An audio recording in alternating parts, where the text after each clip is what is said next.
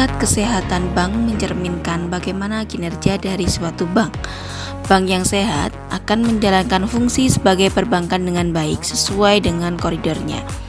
Kali ini kita akan membahas tentang tata cara penilaian tingkat kesehatan bank perkreditan rakyat. Sebenarnya untuk kepentingan siapa sajakah tingkat kesehatan bank itu dinilai?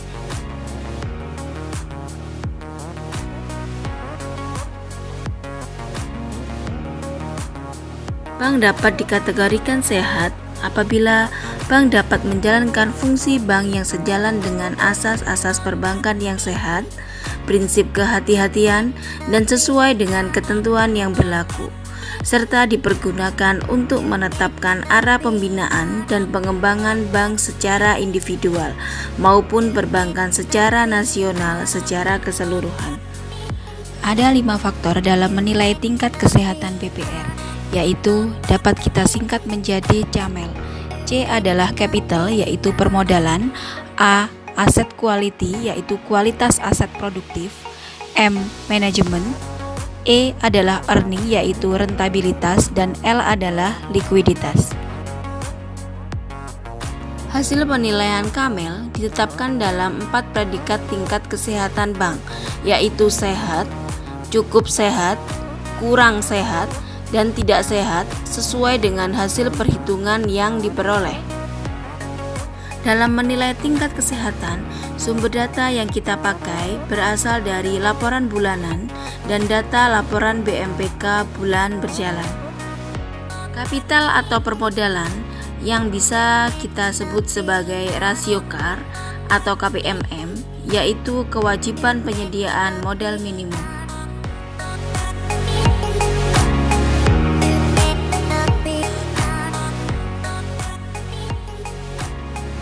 Penilaian rasio CAR digunakan untuk mengukur kemampuan bank dalam mengembangkan usaha dan menanggulangi resiko.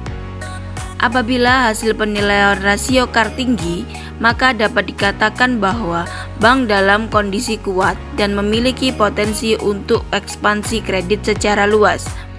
Begitu sebaliknya, apabila rasio CAR rendah, maka BPR dalam kondisi rentan resiko permodalan dan potensi ekspansi kredit sempit sehingga membutuhkan tambahan modal. Untuk mengetahui berapa rasio CAR dari suatu BPR dapat dihitung dengan cara membagi jumlah modal yang dimiliki oleh BPR dengan jumlah aktiva tertimbang menurut resiko yang dikalikan dengan 100%. BPR dapat dikatakan sehat apabila rasio CAR-nya minimal 12%. Aset quality atau kualitas aset. Penilaian rasio kualitas aset digunakan untuk mengukur kinerja dan kelangsungan usaha bank, termasuk kesiapan untuk menghadapi resiko kerugian dari penyediaan dana pada aktiva produktif. Ada 3 indikator yang dipakai untuk menilai kualitas aset, yaitu rasio kualitas aktiva produktif atau biasa kita sebut sebagai rasio KAP, rasio penyisian penghapusan aktiva produktif atau bisa kita sebut rasio PPAP, dan rasio net perform loans atau bisa kita sebut sebagai NPL.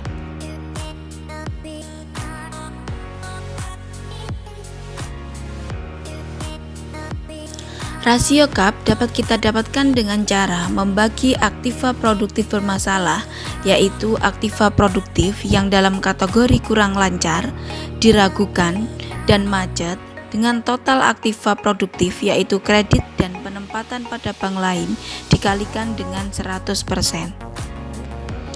BPR dapat dikatakan sehat apabila rasio CAP-nya maksimal 10,35%. Untuk mengetahui berapa rasio PPAP suatu BPR adalah dengan cara membagi PPAP yang telah dibentuk oleh BPR dengan PPAP yang wajib dibentuk oleh BPR sesuai dengan ketentuan yang berlaku. BPR dapat dikatakan sehat apabila rasio PPAP-nya minimal sebesar 81%. NPL merupakan kemampuan bank dalam mengelola kredit bermasalah. Rasio NPL mencerminkan resiko kredit. Semakin tinggi tingkat NPL, maka semakin besar pula resiko kredit yang ditanggung oleh bank. Rasio NPL dihitung dengan menjumlahkan kredit dengan kategori kurang lancar, diragukan dan macet, dibagi dengan total kredit yang diberikan dikalikan dengan 100%. Best practice-nya, NPL maksimal sebesar 5%. Mengapa demikian? Batas NPL 5% juga menjadi persyaratan pada berbagai pengajuan kegiatan usaha dan pinjaman dari bank lain maupun lembaga keuangan lainnya. Penilaian manajemen yaitu penilaian pada manajemen umum dan manajemen resiko yang telah dijalankan oleh BPR. Dalam menilai kualitas manajemen BPR, ada 25 pertanyaan yang akan diajukan, yaitu 10 pertanyaan tentang manajemen umum dan 15 pertanyaan tentang manajemen resiko. Setiap pertanyaan ditetapkan nilainya antara 0 sampai dengan 4. Apakah kondisinya ini lemah atau baik? Pengelolaan manajemen dikatakan sehat apabila nilai kredit komponennya lebih dari 80. Earning atau rentabilitas. Dalam penilaian ini, ada dua indikator yang kita gunakan, yaitu rasio laba terhadap rata-rata volume usaha atau biasa kita sebut ROA, dan rasio biaya operasional terhadap beban operasional atau biasanya kita sebut BOBO. ROA menunjukkan kemampuan BPR dalam memperoleh laba dari aset yang dimiliki oleh BPR. Untuk menghitung ROA dengan cara membagi laba sebelum pajak dengan rata-rata aset dikalikan dengan 100%. BPR dapat dikatakan sehat apabila ROA-nya minimal 1,215%.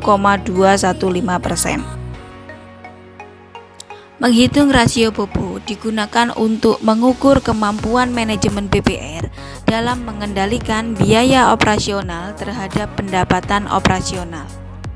Rasio BPR dapat dikatakan sehat maksimal sebesar 93,52%. Likuiditas. Ada dua indikator yang dipakai untuk menilai tingkat likuiditas BPR, yaitu cash ratio atau biasa kita sebut CR dan loan to deposit ratio atau biasa kita sebut LDR. Menghitung CR digunakan untuk mengukur kemampuan BPR dalam memenuhi hutang lancar dengan harta likuid yang dimiliki oleh BPR. BPR dapat dikatakan sehat apabila CR-nya minimal 4,05%.